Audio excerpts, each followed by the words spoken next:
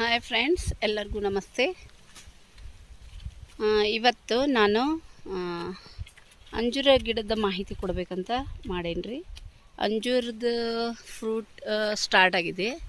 Mango ಹೋಗುತ್ತಲೇ ನಾವು ಅಂಜೂರ start ಮಾಡ್ಕೊಂಡ್ವಿ ಅಂದರೆ ಚೆನ್ನಾಗಿರುತ್ತೆ. ಮ್ಯಾಂಗೋ ಸೀಸನ್ ಇದ್ದಾಗಂತೂ ಯಾರೂ ಅಂಜೂರ ತಿನ್ನೋದೇ ಇಲ್ಲ, ಯಾಕಂದ್ರೆ ಮಾವು ಹಣ್ಣುಗಳ ರಾಜ. ಅದಕ್ಕೆ ಅದು ಹೋದ್ಮೇಲೆ ನಾವು ಬರೋ ಹಂಗೆ ಕಟ್ಟಿಂಗ್ಸನ್ನು ಮಾಡ್ಕೊಂಡಿರ್ಬೇಕು ಅಂಜೂರದ್ದು. ಇವತ್ತು ತೋರಿಸ್ತಾ ಇದ್ದೀನಿ ನಮ್ಮ ತೋಟದಲ್ಲಿ ನಿಮಗೆ ಈ ಥರ ಅಂಜೂರು ಕಾಯಿ ಬಿಟ್ಟಿದೆ. ಪ್ರತಿಯೊಂದು ಎಲೆಗೂ ಒಂದು ಕಾಯಿ ಇರುತ್ತೆ. ಇದು ಈ ಥರ ಇರುತ್ತೆ. ಇಲ್ಲೇನ್ತಾ ಇದ್ದೀವಿ ಅಂತಂದರೆ ಇವಾಗ ಇದು ಕಾಯಿ ನಮ್ಗೆ ಹರ್ಕೊಳಕ್ಕೂ ಈಸಿ ಆಗಬೇಕು, ಮತ್ತು ಅದು ಇದು ಈ ಪೋಷಕಾಂಶಗಳೆಲ್ಲ ಈ ಎಲೆಯಿಂದ ಕಾಯಿಗೆ ಹೋಗೋ ಬದಲು ಎಲೆಗೆ ಹೋಗ್ಬಿಡುತ್ತೆ.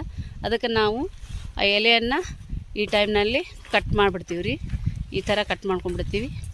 ಇದು ಅಂಜೂರ ಏನೈತಿ ಬಹಳಷ್ಟು